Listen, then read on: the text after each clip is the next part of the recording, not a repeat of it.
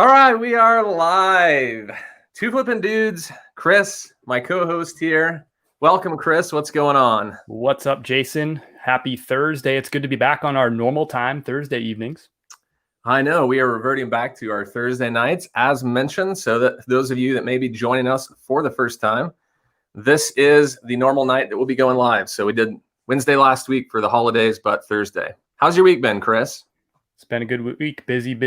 But I know, our show is not about, politics or current events, but I do at least want to touch on for just a second, what's going on in the world and everything that's happening down in our nation's capital, and just say, wow, it's been a tough, really 24, 30 hours for our nation. And I know I'll speak for myself. I've been pretty distracted, just kind of watching what's going on and thinking about what's going on and talking to people that I trust about what we might expect. But I don't want to make our reselling show about politics, but I just want to say that many of you out there, and I know you, Jason, are likely feeling this too, that just want to acknowledge that and say, yeah, it's been an interesting 30 hours. And I think when I get into things like this, I try to remind myself that even if I'm a little rattled right now and feeling it, there's probably a lot of other people who are more rattled about it than me, or maybe more uniquely impacted than I am. So I just try to remind myself that maybe I can be a supportive person to some people in the community around me and sort of lower some of that stress, maybe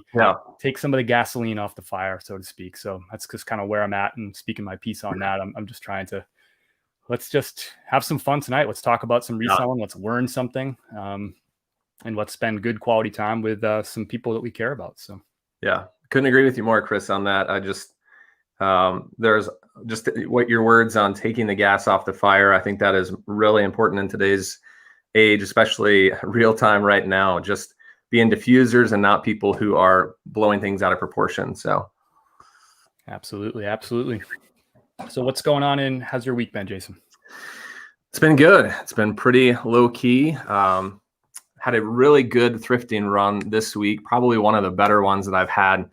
And it was actually Monday when I went. I had said that I was going to be a little more picky when I went out, and actually I was pickier, but I still found a lot of really good stuff. So looking forward to showing some of those items later tonight. But what about you?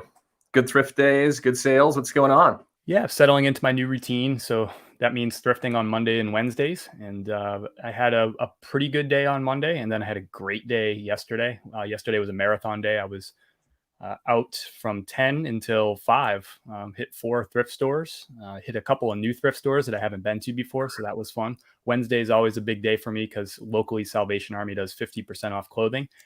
And I love clothing. You love clothing. So that's a big day for me to stock up, and definitely did yesterday, and had some good fun. Just spent the whole day out on the road thrifting. Nice. I like it. Out on the road. That's the life of the reseller, right? Absolutely. And I also, it's worth noting too that I spent more time on the fringes, the outside of the thrift store. That most thrift stores, the clothing is in the middle, on racks, and then on the outside you have the hard goods and all that. And I spent a lot of time just sort of exploring some things that I don't typically explore. About 80% of my inventory is clothing and shoes.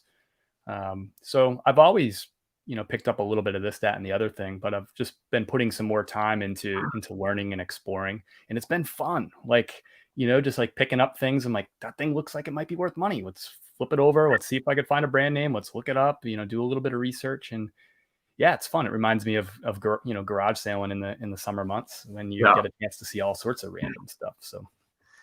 Oh, garage sailing, the beloved words. I'm just waiting for garage sale season again. That's honestly one of the best things about flipping, when, just like you said, you're looking up an item, you have no idea, you do the comp research, and you find out that you have it like a treasure that's worth like 50, 60 bucks, and they've got it priced at $2. I mean, what a great feeling when you're at the store, especially on a new item, because it's something that you get to put in your back pocket and look for next time you're at the store. Absolutely. And I don't mean to gloat, because I know that you're in a state and a climate where this isn't true, and most of our viewers are too, but yard sale season is basically all year round here in Florida, or at least so I'm learning. This is my first winter in Florida. It slows down a ton during the holiday season. People are distracted. They're doing different things. And COVID, I think, has cooled some of that off too, so to speak. But yeah, I'm excited. I think I'm going to start. I might explore doing some yard sales either tomorrow or Saturday, just to kind of nibble on a little bit. And I have a lot of stuff to list. I probably shouldn't be going out, but yeah, just to kind of get out in the thrill of the hunt. I'm excited about that, and excited that I don't have to wait till like, April, May, like I used to have to wait in Colorado. Yeah, I hear you on that. And I'm jealous that you got the year-round sales there. I may have to make a trip down to Florida one of these days so we can do some tag team garage sales. That would be ridiculous fun. I have a guest bedroom, and you can even share. You can like rent out a little booth here in the eBay office. Yeah, I'll just take the table there, and we'll clear it off, and I'll just sleep on the. If it comes to it, I'll get another table. We'll be good. So let's go ahead and introduce the show for some of those that may be new joining us for the first time. And if you are, please let us know if you're watching us live for the first time. But Chris, take it away. Tell us what this show is all about. Big welcome, everybody, to the 4th episode of Two Flippin' Dudes. This is a weekly show where Jason and I get together and we talk reselling. So this show is for resellers. It's for the reselling curious. Those of you who are wondering, like, what the heck do Jason and Chris do all the time, and what is reselling all about? Welcome. The show is for you. And it's just two full-time resellers, Jason and I, talking. That's right. We really spend our time 3 things. We're talking about what's been happening in our respective businesses for the last 7 days. We answer viewer questions. This is a live show, so start pushing those questions into the chat. We want to answer those. We want to hear from you. We want to know what's going on in your world too. And we will always play a game, a flipping game, if you will. I'm your 3-time defending champion, 3-0 in the flipping game. So I'm looking forward to another good match, hopefully defending my crown. But I know it's going to be a good spirited game, as it always is. So mostly I just want to say welcome to everybody. There's a million, probably more than that, ways that you could be spending your Thursday evening. I'm glad that you're spending some time with us. Thanks. Let's go. Yeah. Thanks for hanging out with us, guys. We really enjoy seeing you in the live here. And for those of you that are catching us after the show, thanks for watching as well.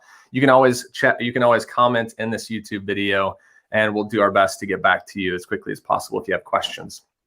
But let's go ahead and look at some of the people that are here with us tonight. We have some repeat viewers back to catch us again. Let's see. We've got Ginger. Ginger is back. Neb, what's going on? Bill Collectibles is in the live here with us. Jennifer Perez, thanks for joining us. Noah, Ryan, seeing some new faces, some new names tonight. So I'm excited about who we have here and what this show is going to be about tonight. So as Chris said, if you have any questions, please go ahead and leave them in the chat now, and we'll do our best to get to those at some point in the show. Absolutely. I'm already seeing like an awesome comment from Noah about this Disney Splash Mountain. I know we're not taking the questions and going to it now, but I can't just skip over a Disney Splash Mountain shirt that's worth like $400. What an awesome find, Noah. That's cool. Yeah. It's ridiculous how much money there is in t-shirts. I just I can't believe it sometimes. So I guess I got to get more into the t-shirt section and look for things like this. But definitely where you are, Florida, Disney Splash Mountain, there's a chance you could find something like that. Absolutely. So this is the part of the show where we typically will show a few things that we've been finding at thrift stores this week, items that we're excited about. Chris, tell us a few items that you have now that you've found this week that you're going to resell on eBay. I got some great stuff for you today, Jason. Kind of all around the horn with some different things. I'm going to start off with an item I have not found specifically for, at least not this brand. Let's see where it is here. Got some Justin boots. I don't know if you can catch the brand name there. There it is. Yeah, I see it. Nice. So Justin pattern cowboy boots. I've bought and sold a few cowboy boots, never of this brand before. I've always been on the lookout for it.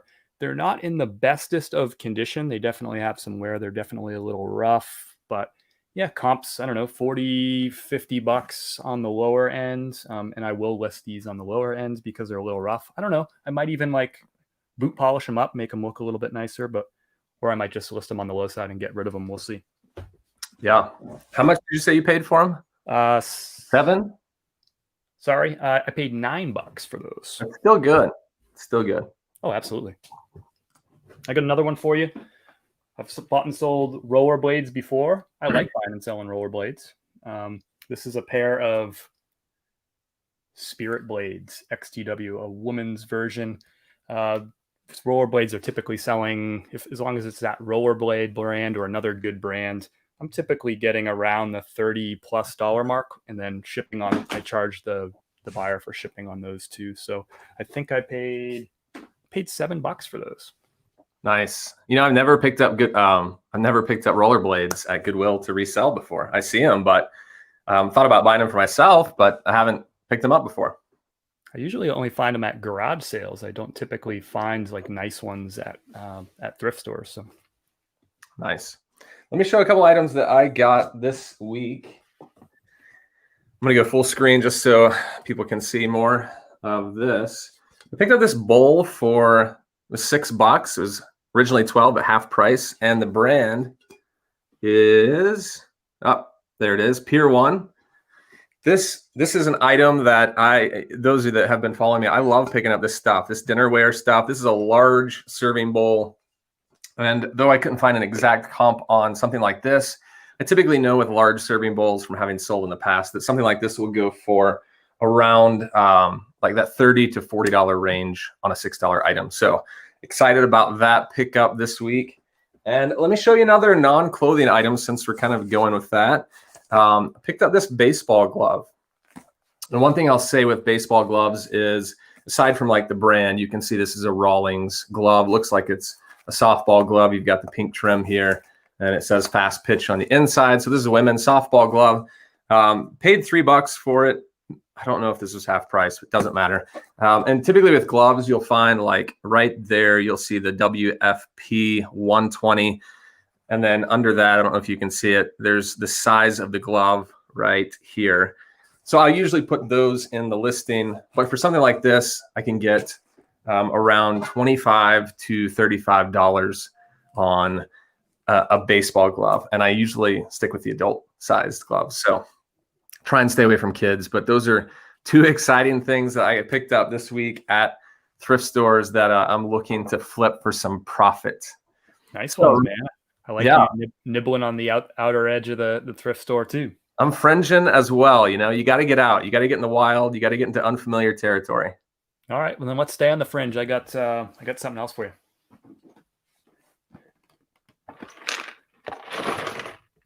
You can hear all the pieces rattle around. Trivial Pursuit. 20th anniversary. 20th anniversary. I paid $1.50. This was half off the $3 for this. Opened it up. It looks like it's complete. Not selling for big bucks, but it might be I might price it low, like 15 or 18 plus shipping. There's a lot of them listed, but they eventually sell, and I'll promote it and get it high up in the listings. But so not only did I find one of these, but if you might be able to see in my background there, that's another one. Yeah, I see it. Same one. I found them in back-to-back thrift stores. I paid $4 for that one, and then I came across this one for $1.50. I actually flipped a Trivial Pursuit just 2 weeks ago. Like pretty quick, like inside a week. It was a Star Wars version, but some of those special versions sell quick, and I think I sold it for 20 plus shipping in less than a week. So nice little flip. You know, that's something that I have never picked up. Games. I've been looking at that section, but honestly, I just feel like I don't know what I'm looking at when I'm there. And so I'm going to have to spend some more time in that section after seeing what you're picking up there. But don't think I didn't notice that little Guitar Hero I see back there in the background. Yeah, I picked that up. Let's see. That was a find from, actually, it seems like it was last week, but it was only Monday. I picked that up at a Goodwill for $4. Classic reseller flip. That thing will probably get 35 plus shipping. Actually, just sold there like 2 weeks ago. I sold 2. Nice. I got something else. Back to more bread and butter for me, but one of my favorite brands. I know that you're going to recognize this right away. Well, we'll see how quickly you recognize this, Jason. Ready? On Cloud. I like it. On Cloud. They're a women's shoe. It's a little bit in rough shape. It is a good women's size. This is a size 8. So with women's, I'm usually looking like 7.5 to 9 are really good sizes for women's. And yeah, it's a little rough. I'll have to clean them up a little bit, but for $8, I don't know. What do you think, Jason? What do you think I'll get for a pair of? No, they're not that rough. I think once I clean them up, but I'll call it like moderate wear. Yeah, I actually sold a pair of women's on Cloud. I think I got that $40 to $50 range, and they were not like in excellent condition. They were normal wear. So yeah, I think 40s, 50s, somewhere in there, especially if you clean them up. Total bolo, by the way, for you viewers. Like these always sell and they always sell quick. People look for them and they're easy to spot because of this tread. Like I don't know if you can tell, but you can kind of see through the bottom of the tread holes there. Yeah. Put my eyeball through it. I That's guess it does cool go through. logo on the side there with the on. Yep. So definitely they're easy to spot. I usually like I can see them just as I'm like cruising through the shoe section. I can just spot them up on the shelf without even really looking for them. And since I'm on a roll, I'm gonna. Oh no, you're ready. Show me some. Well, I'll show an item and then you can get yours ready. But I'm excited. I got some cool stuff. Well, I got to show you this. I haven't found this brand in a while. Well, I actually am not going to show you because you can't really see it. But it's Bontrager, and if you know Bontrager is a cycling brand. So these are. See if I can hold them back here. Cycling shorts, more like mountain bike shorts, and I look for these quite a bit. I don't get them that often. But I actually picked up those and a pair of REI cycling or mountain bike shorts. Should get around, so paid like $4 each for them. Should get around that $30 to $35 range on brands like that. So people who are into cycling are willing to spend money to get really good gear, I have found. So yeah, but you got one ready to go. So let's do this and we'll start taking some questions. I love that brand. I find a lot of their shoes, cycling shoes, especially. I haven't found them much since I've been here in Florida, but when I was in Denver, I came across the shoes a lot. All right, what do we got here? This one is for the ladies. I don't buy and sell a ton of women's clothing, but I'll cruise through like the jackets and sweaters section and see what I see. The brand here is Ireland's Eye, and it is made in Dublin, Ireland. When I saw that tag, I knew to look for it because Ireland usually means wool. That's right. Sure enough, I checked. It's 100% wool. Looked up comps for this thing. It's like, I guess you'd call it a shawl sweater. Maybe the ladies in the room that know more about this segment can tell me what style it is. So it's kind of like a cardigan, but it doesn't have buttons and it's long. And yeah, that thing's comping for like, I think around the $30 mark. And I want to say I paid like $4.95 for it. Dude, that is a great find, and that you're right on that. Ireland and Scotland, if you can find like wool sweaters that are made in those two places, that's definitely something you want to put in the title for those that may be watching not familiar. It's something that people search for. So Ireland, Scotland, wool, those are great keywords for a piece just like that. Well, let's go ahead and we've got a few questions coming in. And please keep typing in your questions if you have them. I'm going to go back to one we have right here from Noah. Noah in the live with us said, I was at Goodwill today, saw a few XXL Ralph Lauren button downs for $8. This is our wheelhouse, Chris. This is what we do all day on these things. So worth it at that price. We'll start with that one and we'll move on to his next question. Noah's going to hate my response to that. It depends. On occasion, I might pick up a button down for $8 2XL, but it would have to be like super crispy sharp. It would have to be like a cool, like a pink or something like that. Maybe if it was a heavy Oxford, right? Like those thicker Oxford shirts, then maybe at 8. But honestly, for just about any brand out there, besides the super premium brands, 8's too much for me, even 2XL. I think the conversation might change if it was like a 3XL tall. I think I'd stretch to $8. But for me and my model, I'm looking to make bare minimum per shirt. I'm looking to make $10. I think after fees and shipping on a shirt like that, it would probably sell for the 20 to 25 plus shipping range. So you could get close to that $10, but if you get it home and you find a flaw, then you're unloading it for 18 or 17 or 16. And then, so for me, I think it'd have to be unique, not just a run of the mill, not just okay condition. It'd have to be like pristine. Yeah. And I agree, especially if it's, $8 is kind of on the line. It's kind of hard to justify paying that much for a shirt. I don't know if you remember this, Chris, but when I first started off, I had this chart that I set up and it was like, if you're going to pay $5, here's how much you have to get for it. And it was just a mental note for me at the store that I jotted down based on how much margin I wanted per item. So I kind of reversed engineered how much margin do I want? Okay, so how much can I spend to get a certain amount? And 8 is kind of hard to do that if you're only going to get 25 or 30. But Noah, if it is a cotton flannel, I will say those are definitely going to go for more. And like Chris said, if it's larger. So great question there. And he said, I found a nice Orvis button down, both size medium, worth it. For $8, I would say pass on that, especially since it's medium. Just want to highlight that large sizes sell faster and mediums sit. So you don't want to pay a lot of money for an item to sit that long. So great question, Noah, and thanks for asking that. Let's see here. Jennifer asks, where do you head to first at the thrift, second, third? So I'll take this one first and then let you answer, Chris. But I would say first thing I do when I go into just about any thrift store is I go straight to like the boutique section, which is Goodwill has like pulled out all the new with tags items. They've pulled out some of the used items that they've classified as higher end. Now that's not always the case, but that's where I go to first, boutique, look at new with tag stuff. Then I go to shoes. And then after that, I pretty much hit up like the guys' clothing. So that's kind of my 1, 2, 3 punch at the thrift stores. What about you, Chris? What's your flow? For me, it depends. If I'm at Goodwill, I have a routine that I follow every time, and it starts with women's jackets because it's to my right when I walk in the store. Yep. And then I hit women's shoes, and I do a quick pass through those.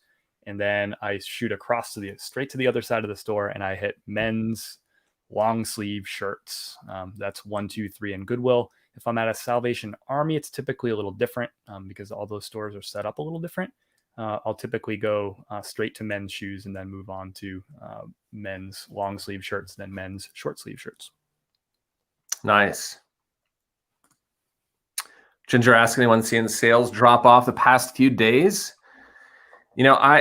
It's been a weird, I'd say the last 3 to 4 weeks has been weird. And I've had like one really good week, then a slow week, then a good week. And it just kind of keeps going up and down, which is kind of abnormal. But this week has kind of flowed like that. It's been strange. Yeah, I'll just say that I've been trending below my projections for the month. I've had a few good days that got me up to projection, but I'm below projection for the month. Yeah, I've been slow. I had a couple like days where I sold one item yesterday.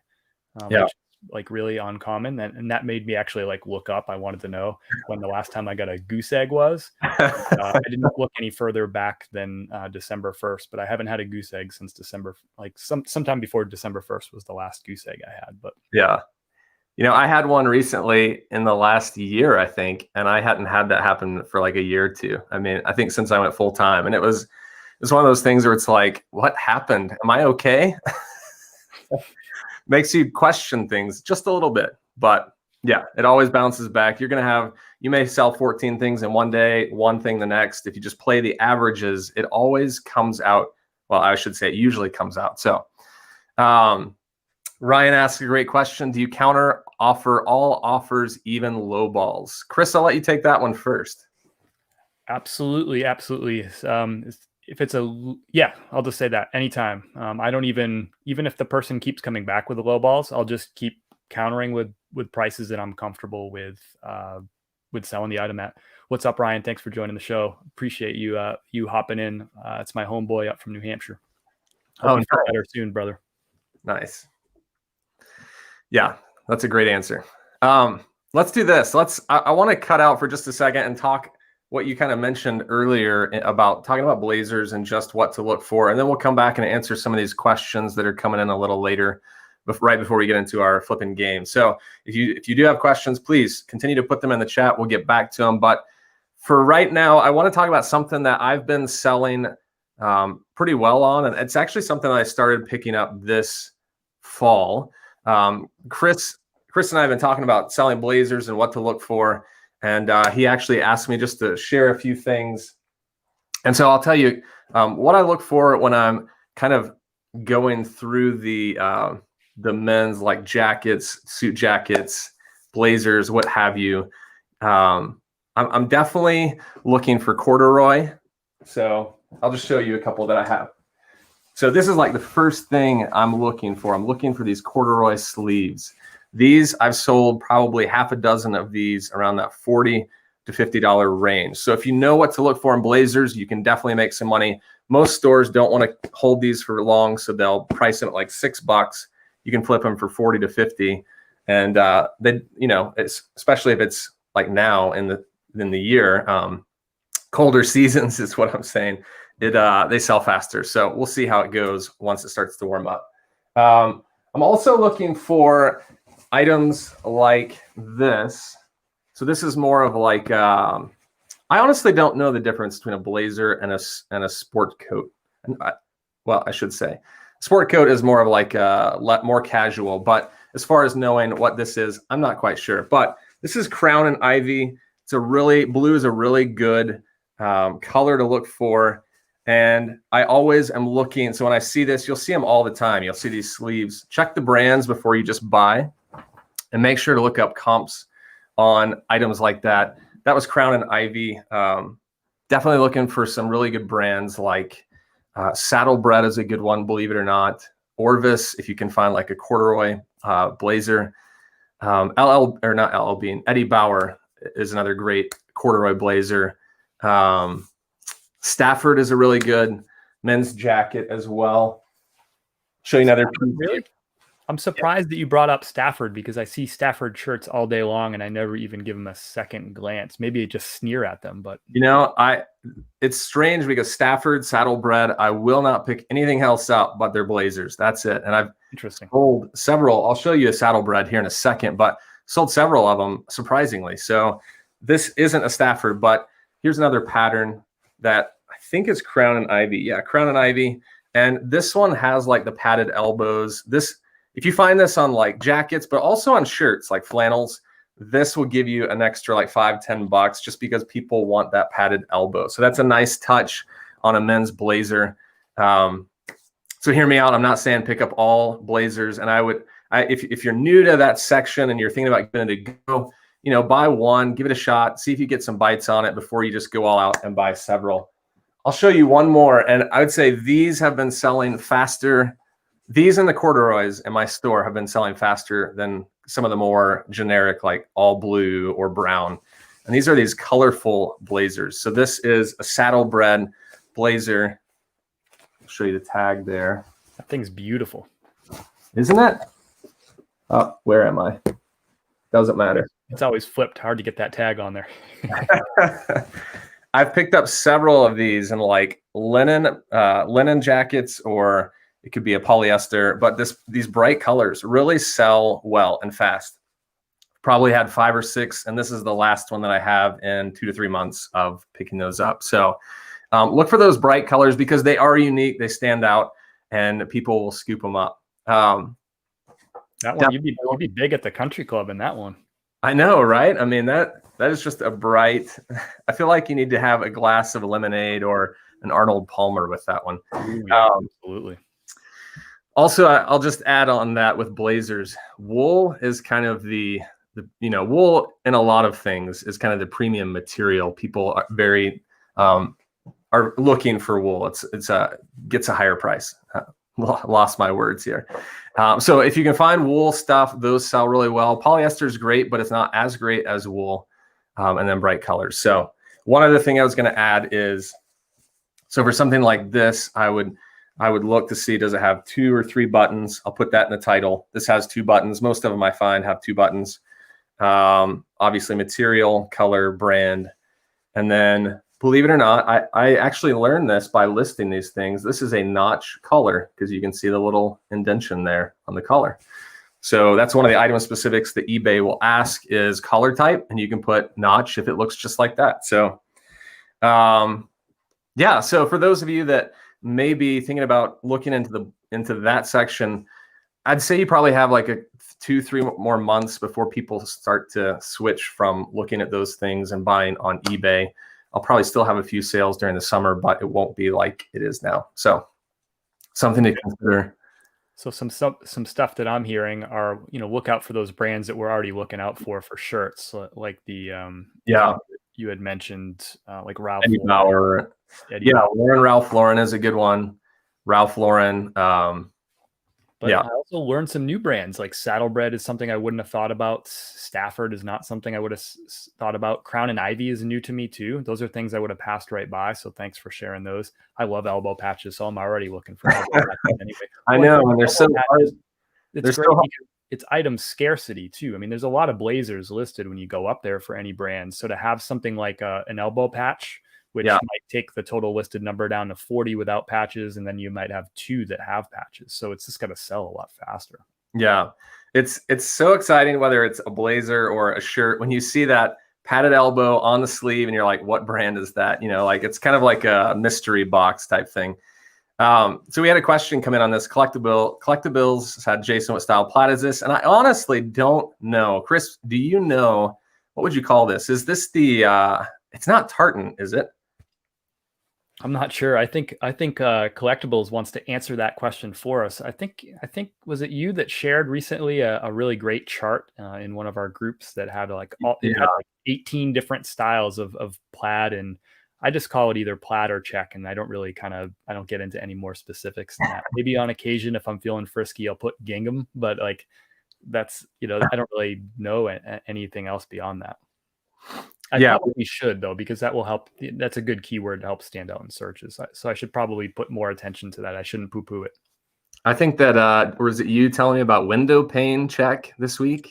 That is one I know is window pane. I'm always looking for that, or herringbone, houndstooth. Those are those great classic styles, good keywords for people. Yeah, Daniel says Madras is another pattern, which I've found a lot on like Polo Ralph Lauren or Dre Crew. We should have a brand that's Dre Crew. J. Crew shirts as well. You can find that Madras. It's kind of hard to describe, but it's like a really colorful plaid pattern. Yep. Or those what are those ones like the patchwork style where they actually, it's like sewn in patches. I have a few inventory, those sell quick. Yeah, I had no idea there were so many patterns until I saw that. So that was an awesome find. Well, we're still on blazers. Are there some things that you pass on when you're looking at blazers, like things that might lower the value of blazers aside from the obvious flaws? But are there some things that, you know, are hard passes for you? Let's see. It's kind of a hard question to answer. Not really. I mean, there's so many of those, like I said, there's so many of those standard like blue or pinstripe or gray blazers. You kind of have to be picky and make sure you're not getting an off brand. Other than that, that's kind of what I go off of. I will say, just from making mistakes and experience, make sure to check over the blazers really well, because I definitely I found a Brooks Brothers blazer, which I would say is probably at the higher end of used blazers that I was so excited about. It was like this awesome jacket. I got home, had a little spot like right here that I missed in the store. Like a newbie, I was like, I'll just apply a little water and clean that up. Well, I ended up spraying too much. I got a huge like water stain patch on the shoulder. And now it's at the point where it's like, I either have to go get it dry clean and see if they can fix that, or I just list it and sell it for face value of what it is, hoping that someone else will take care of it. So, you know, you definitely want to be more particular, just because it's not like a shirt where you can just take some spot remover, clean it up. You really have to make sure that there are no holes, no flaws, especially on like a jacket that's been sitting in the closet, you know, maybe gotten some moths in there, you know, something that's chewed a hole in, you know, a sleeve or something. So be more particular and make sure to look these things over thoroughly. So I sell a ton of flawed clothing, and I know you probably do too. What would you list that jacket, that Brooks Brothers at? Like, what would it be if it was flawless? And then what do you think you'll list it at if you just go ahead and just decide to get rid of it? If it was flawless, I'd probably be at around that. And this is without looking at comps, but like $59 range plus like 10 shipping. Wow. And I actually did go ahead and list it flawed just to try and move it. I think I listed it around $20 with 10 shipping. So, I mean, if someone came along and offered me 10 plus 10 shipping, I would take that as well, just to get my money back. But yeah, I mean, that's the difference. And I'm more of the just get it out of here. I don't want to mess with it. I don't want to go pay $20 at the dry cleaners and then go pick it up. I'd rather just sell it to someone else. And, you know, honestly, if it doesn't sell, I'll probably just donate it back to the thrift store. But it wasn't worth it to me to spend like $15, $20 to clean it, to then possibly, you know, not make as much. So yeah, so that's what I would say on the Brooks Brothers. And that's one of the better ones that I found that unfortunately was flawed. So, well, you'll be happy to know that I have 2 Brooks Brothers that I just listed earlier this week. And I have 2 other blazers that I picked up, let's see, I picked them up Monday. No, I picked them up yesterday. So I have a total of 4 blazers in my inventory. So that's a new category that I'm playing around with. I know there's a lot of money out there. So Yeah, and it's, it's not fun to ship, but it's really not that hard. You just get one of those like flat, I don't know what the box ID is, but the USPS, those flat priority mail, they slip right in. And typically, I charge $10 to ship a blazer, and that's about what it comes out to, $8 to $12, depending on how far it's going. So yeah, pretty simple thing, and great sales on those. So I think you're talking about a 1095 box, which is a free box from USPS.com. Are you also putting that into like a bag to protect it from water too, or just put it in the box and letting it roll? I usually, yeah, that's a great question. With an item that's nice like that, more formal, I'll usually wrap it in some kind of layer and then put it in the box just to make sure it does not get wet.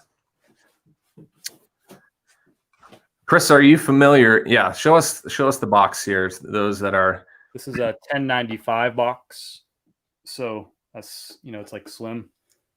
Oop, there we go. And you can see all these boxes. If you're ordering them on USPS, you can identify them by that number 1092 right there. So you can see the outer dimensions are 12.25 by 2.875 by 13.68. This is actually a really handy box. I ship a lot of stuff in this box. I had a sweater go out the door just today that went in this box, and I have a jacket that I still got to pack up for tomorrow morning that will go in this box too. So it's a 1095 box. You can order them in packs of 10 or 15 for free from USPS.com. Go to the shipping supply section. There's about probably about 8 different boxes that I'm always stocking up on. I actually just ordered a whole bunch of new boxes last night. Nice. Here's another question on blazers from Jen. Do you think Joseph A. Bank, similar to, I always want to say Banks there, but it's Bank, similar to Brooks Brothers, sell well? And that is another great brand. I'm glad you mentioned that, Jen, because I have several Joseph A. Bank blazers in my closet here behind me, especially some of those like gray tweed blazers. So another brand to look out for. Thanks for mentioning that. Really? I'm surprised. I'm assuming you don't sell any of their shirts? I don't. So to me, that's always a hard pass in the shirt section. That's interesting that it's a buy in the blazer section. What's the price range those go for? Honestly, on all of these, I'm getting I think 35 if it's somewhat flawed, like small flaws, but usually 40 at a minimum up to $50. I think 55 is the most I've gotten for something like that. So Damn. Yeah, I mean, it's kind of like a shoe. It's like selling a pair of shoes. Shoes, you get in that $40 to $50 range on an average pair of sneakers. So it's a great boost to average sales price. I'll say that. That's crazy. I probably passed this week. I probably passed on like 6 Joseph A. Bank jackets that I just opened, saw the tag, and said, "See ya, Jose." Yeah, and that just how she spelled it. That Jose A. Bank. That's exactly how I list it in the title as well. So, yeah, thanks for asking that. Daniel says, if you fold a blazer right, it goes in a padded mailer. Yeah, I've thought about that, Daniel.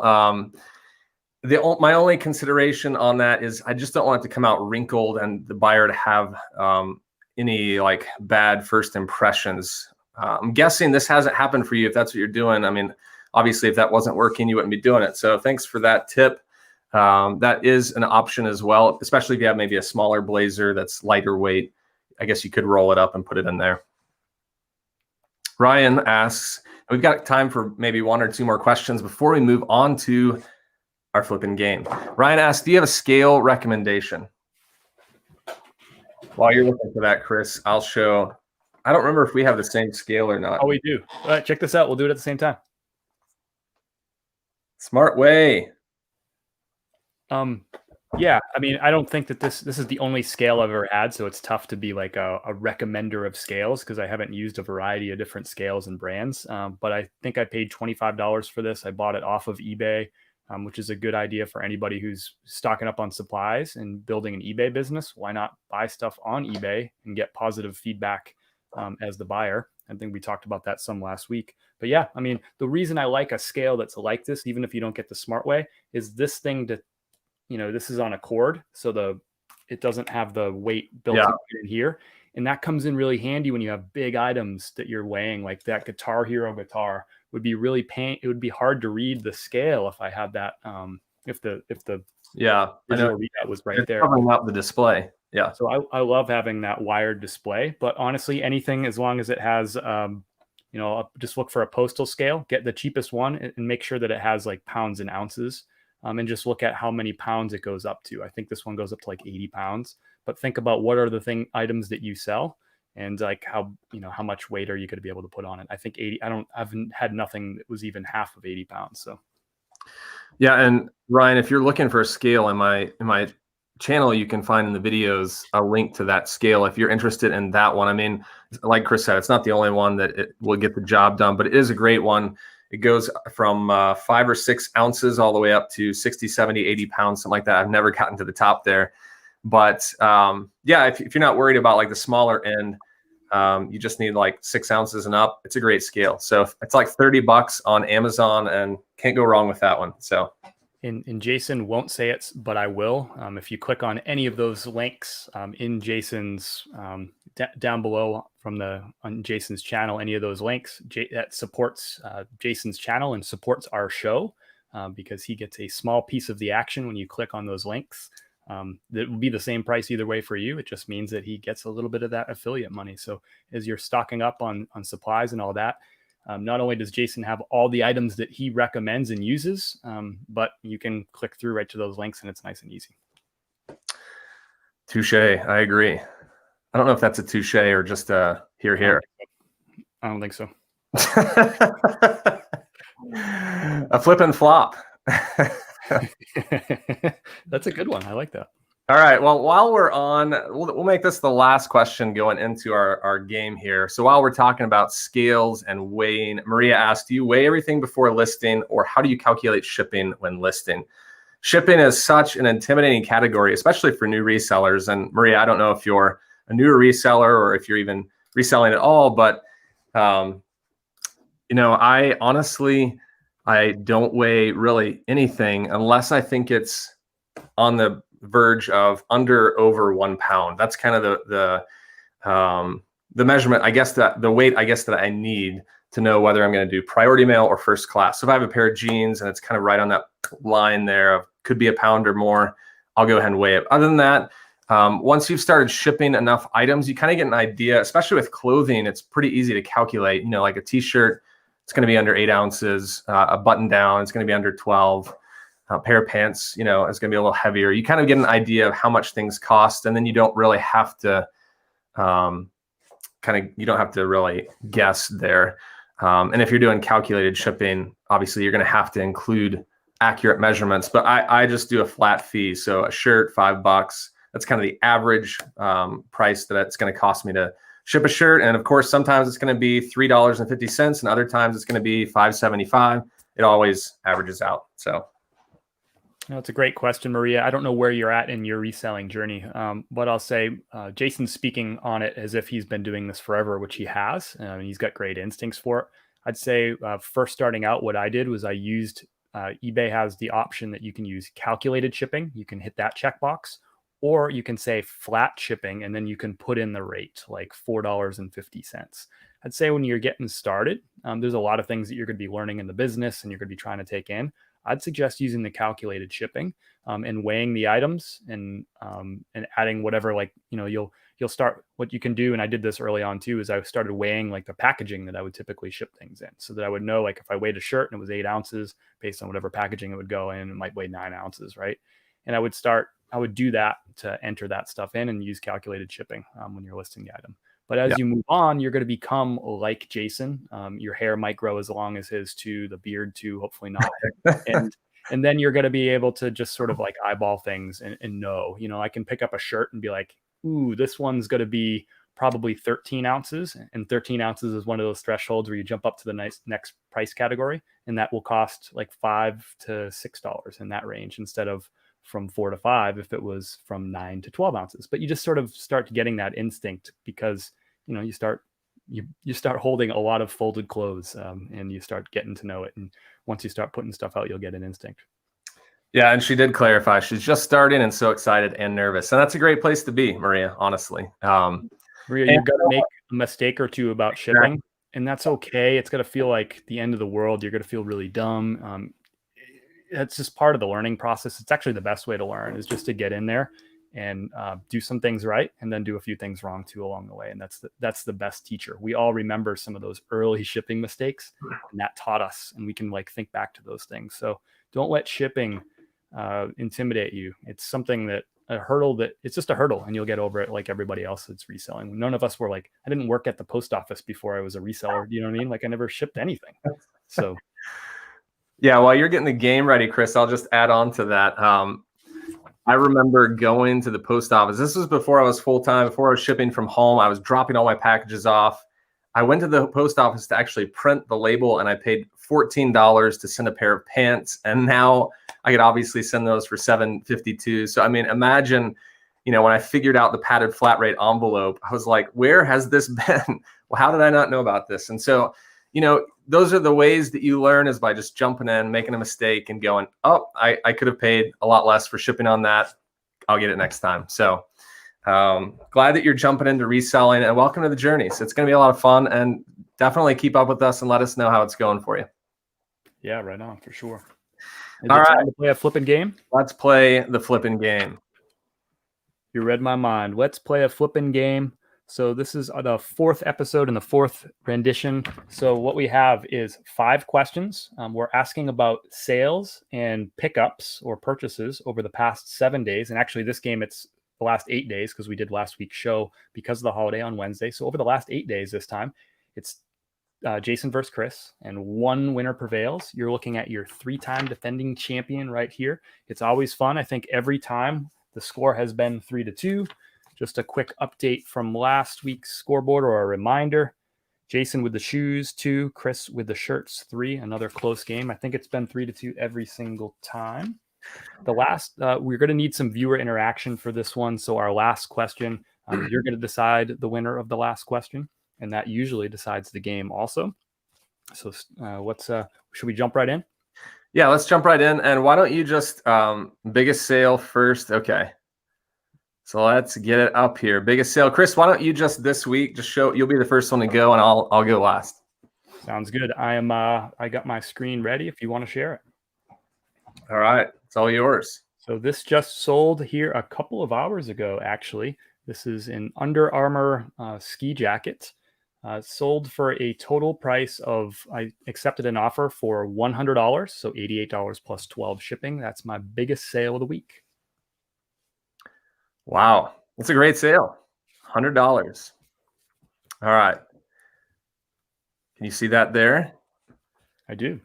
Picked up this encyclopedia set. It was like a home decor book from 1972. I paid $2 for each of these. It was an 18-volume set, and I flipped these for a best offer of $85. And that's including shipping? That is including shipping. So round 1 goes to Chris. Updated scoreboard. Shirts 1, shoes 0. Boy, I'm glad. I always seem to, like, when I get that winner, it's always like the day of the game that I get that sale. So I know. I think you paid someone to go on and, just make a sale for you. Yeah, whoever bought that, thank you. If it was Let's go to question number 2. Biggest profit after shipping and fees of the week. Biggest profit. All right, you ready? I am ready. You got it. There they are. So this is a FootJoy, brand new with tags. I paid $14 for these at a thrift store. It was just 2 weeks ago that I picked them up. They sold for a full asking price of $75 plus $10 shipping. So $85 total I got for this. My gross profit was $50 after shipping and fees on this item. Wow, Chris, that is amazing there. All right. I am going to show you mine here. Sorry, I have to, I always have to close out before I can get back in there. All right. Here we go. $50 I'm competing with. This piece was a vintage 1980s Banana Republic photographer jacket. Let me show you the tag there. Take a look at that old tag. I've never seen that tag before. That's sick. I Honestly, have not either. And I sold this for a best offer of $58, including shipping. My total profit on this came out to $39.93. Nice flip, dude. How long did you have that thing in inventory?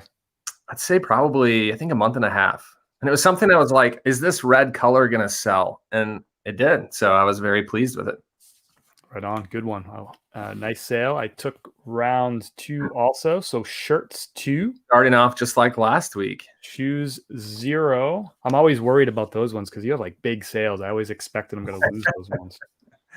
All right. Number 3 is the fastest sale of the week. Fastest sale of the week. Here we go. All right, Chris, you are up. You ready? I'm ready. All right. This is Carhartt shirt, and I haven't sold a lot of Carhartt. In fact, it's probably been a really long time since I picked one up, but I picked this one up. I was watching, I think, Juan Ramirez. I don't know if he joined us tonight. I was watching him on TikTok. He's selling a lot of Carhartts. So I decided to give another Carhartt a try. I'm glad I did. This one sold in 11 hours and 35 minutes after posting this. I had and I bought, like, from the time I purchased it to the time I sold it, it was less than 48 total hours, but 11 hours, 35 minutes from the time of listing. I got my full asking price, 23 plus 5 on that thing. I paid $5 for it. Wow. That's amazing. Great sale there. Do you pick up Carhartt quite a bit? No, Juan Ramirez he's been killing it on TikTok. Juan's one-stop shop. So I decided to take a try on one. It was a good size, and there you go. Nice. Well, here's my fastest sale of the week. I have a little story on this. I posted this. I actually got a comment from a viewer on YouTube saying Torrid sells really slow. And this is the first time I had posted Torrid. It was $8, new with tags, this really nice lace women's dress, larger size. Within an hour of listing, someone messaged me and said, hey, I'm in a wedding next week. Can I pay extra to have you ship this out sooner to get it here quicker? And I was like, absolutely. I had just listed it. So, usually with all of my listings, they get knocked down 10%. So I was a little concerned there just because I was wondering if she was going to pay quick enough before it got knocked down 10%, which would have been $5. But she did. So she paid full price. I got $51 on that with shipping, and I sold it within an hour and 3 minutes. An hour and 3 minutes? It's ridiculous. 1 hour and 3 minutes. Yeah. I mean, that's like, for clothing, that is crazy fast. I know. That hardly ever happens, but that was a fast sale. One of the fastest ones for me. Yeah, that's awesome. I know Torrid is a brand that it's like one of the few women's only brands that I have my eye out for. I obviously look for crossover brands that are also like popular men's brands, but Torrid, I think I learned that one from Hustle at Home Mom. Her YouTube channel is awesome if you're not following her. Yeah. All right, next one. So we board. Shirts 2. Shirts 2. All right, here we go. 4th round. Slowest sale. This is my favorite. I love getting rid of that old inventory.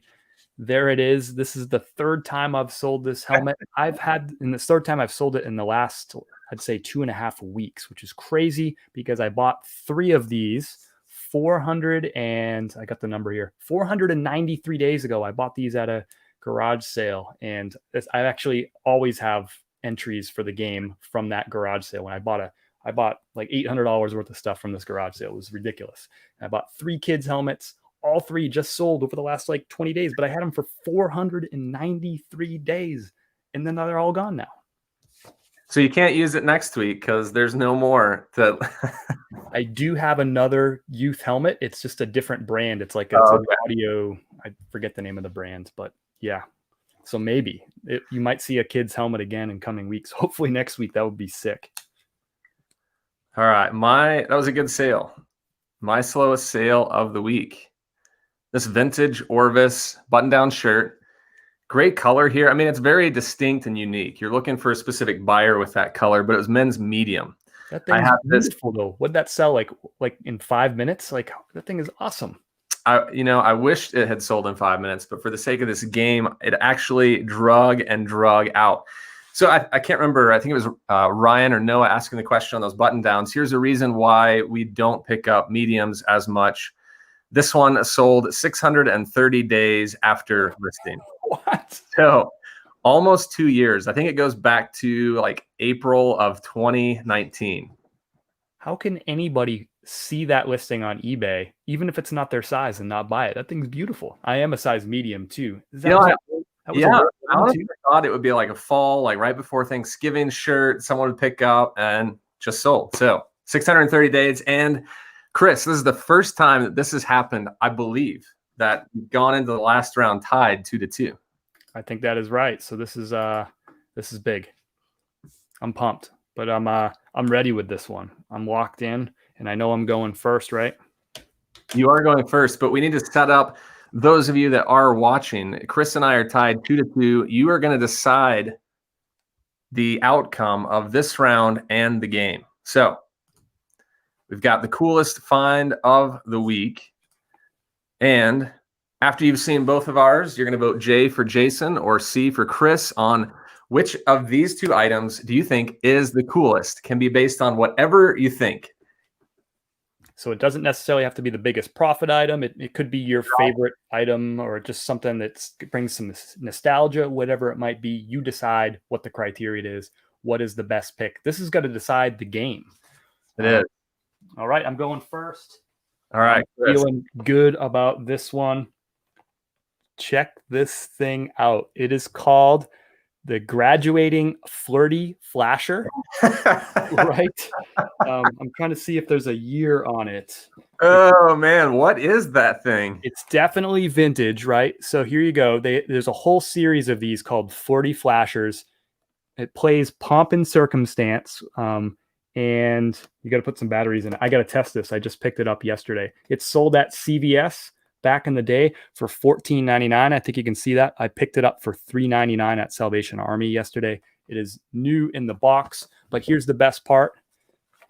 I should have plugged it in or tested it before today, but I didn't have time. He flashes and it's school's out. So he opens up his coat and it says school's out, and it plays that like graduation song.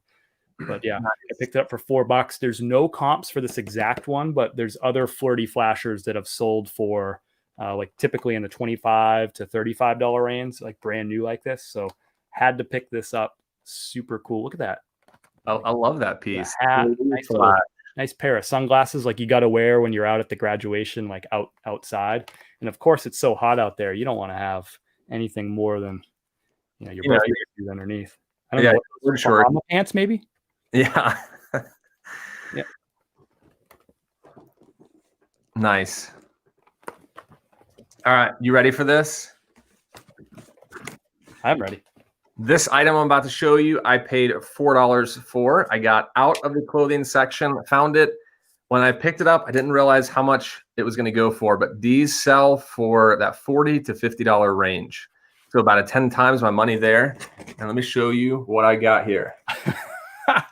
Yes. These Avengers Hulk Gamma Grip Fist. They're like gloves you put your hands in for kids ages 4+. I couldn't believe it. I was thinking $20, $30, but no, these things have several comps in that $40 to $50 range. And even on Amazon, I checked these, they're selling for $42.50 brand new with pretty decent sales rank. So that's sick. This is my my find this week, the Hulk Avengers gloves. Do they have like a year on them? Are they like a vintage year? The year, I don't see it.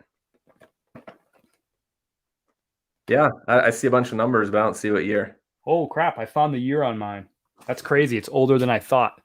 It's from 1980. 1980. Wow. Okay, I did find it. 2015 on these guys. Super vintage. Yeah. Super vintage. How do you have a filter on? I thought the Hulk was green. I don't really know my comics very well, but are those red? These are green. It's not. Maybe it's just my screen. It's not really showing up. I'm also colorblind, so there's that. I didn't know that, Chris. Yeah, it makes being a clothing reseller interesting. Hey Kim, what color is this? Hey Kim, what color is this? All right, so now we need your votes. If you're watching us, and we've got about 15 people in here watching, put in a J for Jason if you like the Hulk gloves, and put in a C for Chris if you like the flirty flash. And this will decide the game. This will decide the winner. Len at 5285 says, so close, not going to vote. Len, we need your vote. This is going to decide the tiebreaker right here. Who's it going to be? All right, they're coming in. Here come the votes. 2 C's, 2 J's, a C. I'm making a rally push right here. All right, so we've got 2. I see 3 for Chris. I see 2, 3, 4, 5, 6, 7 for me. Looks like I'm going to take it unless we get any late Chris votes in there. We're gonna hang out and wait for the count. We got to have the count keep coming in. I think you're dumping votes. Just dumping votes in the river. Exactly. I asked 5280 Fines to go ahead and vote 3 times on this one. All right. Well, if there's no other votes coming in for Chris on this could be huge for me. Am I going to win the last round and win this week's game? Jennifer says recount. Just kidding. No more recounts, for gosh sakes. All right. Are we calling it? I say we call it. I say we just keep it open for maybe like another 12, 14 hours just to see. I finally get on the board. I started filling in the Chris, sorry for the shirts, but it's definitely 3. I'll even circle it to emphasize it. Shoes 3, and look at my artwork, by the way. We haven't talked about how great that is. Shoes 3 to shirts 2. Jason wins. Great win, Jason. It's hard to beat Hulk hands. I thought I had him beat. It's ridiculous. How do you lose with the 1980 flirty flasher? But I respect our viewers' opinion. Avengers. There's a lot of Avengers fans out there. I respect our viewers' opinion, and we're going to abide by the rules of the game. The person with the most votes wins. You won, and it was a good win.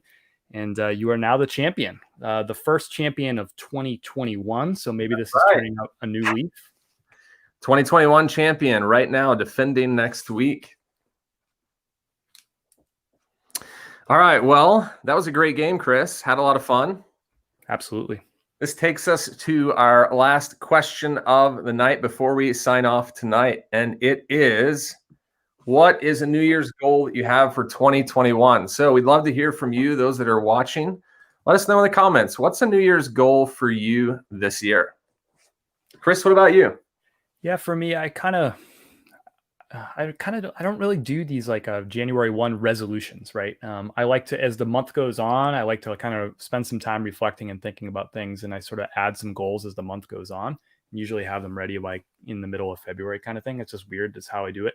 But I definitely have some business goals because I have to. I just went full time with this. So right now I'm focusing on trying to have the most listings I've ever had in 1 month.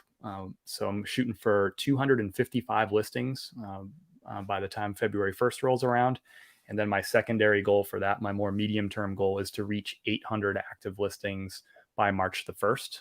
So that's what I'm like hyper focused on right now, is just building up the business, building up the inventory. Nice. I like it. We've got some people commenting some of their goals. 5285 says doubling my sales from 2020. That's a great one. I love that. Yeah, definitely doable. Just a little more time. Honestly, that was the first 3 years of my reselling. I was able to double every year just by reinvesting everything back into the business. So that's a great goal. Thanks for sharing that with us. Collectibles, getting my eBay listings to a point that I can open an eBay store. Yeah, collectibles, I would say you may want to consider that now. Not sure how many listings you have, but there are some definite great benefits out there for having a store. So, you can get a pretty low level, entry level store for like $5 to $10 a month. And it's really, I think it's like 50 listings a month or something like that. I haven't looked at it in a while, but definitely check it out if you haven't. It's all changed since you got started. You get more free listings without a store now than you used to get. I think it used to be 50. I think it might be 150 without even opening a store now. So I'll double check that here in a second. So I usually tell people once you run out of free listings, that's when I would upgrade to the store. Yeah. There's definitely a cost saving benefit for having a store as well as other things. James says he wants to reach 500 listings by May. Great goal, James. And for those of you that are on the newer end, obviously having more listings is going to give you more daily sales. It becomes a formula at some point. Ginger says 250 by February. Also, Collectible says he's at it's 200. I think the math there, Collectibles, is the store wins. Double check that. I'm going to that like eBay listing page right now just to double check my math, but I think you're there. Yeah, I think for myself, I'm currently at like 13, 20, somewhere around there listings. I want to get to 1,500 by May. So add 200 listings on top of what I'm already listing. And then I think once I get to 1,500, I'll start to maintain a little bit instead of pushing for growth. You got it pulled up, Chris? That's big. Like going from 1,300 to 15 is huge when you have that level of sales, because you just have to, how many items are you selling per week or per month right now? I'm sitting at around 200.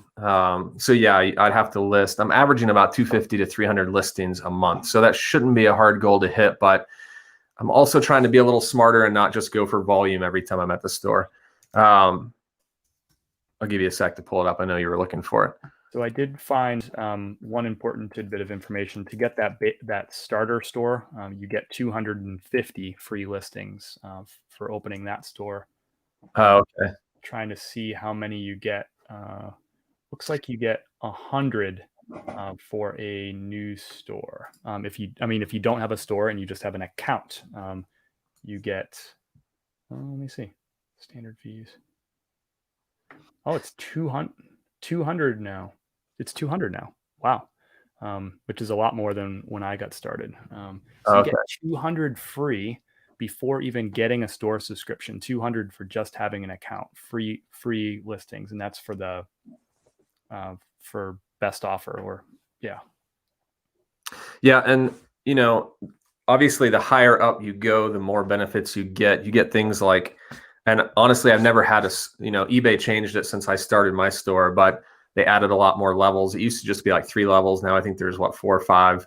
But I'll say, like, once you go over the amount, your allotment of listings every month, you're charged a certain amount, and the higher up you get in stores, the less you're charged. So, my additional listings are 10 cents a piece, whereas I think if you're at the store before, it's like 15 or 20 cents a piece, which, doesn't sound like a lot, but if you're doing several listings every month over, definitely saves you some money. You also get things like you get promotional credits to use towards promoted listings. You get money towards eBay branded supplies every quarter. So it's definitely worth checking out once you get to that a certain level. I don't think they do that for all the stores, but I definitely played it out in the sense of, I think there's $100, $200 a quarter or $200 a year they're giving you in supplies, credits towards supplies.